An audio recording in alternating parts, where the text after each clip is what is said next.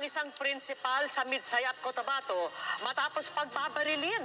Sakay ng kanyang kotse, papasok na sa Agriculture Elementary School si Principal Arlene Alcebar nang pagbabarilin siya ng riding in tandem sa harap ng paaralan.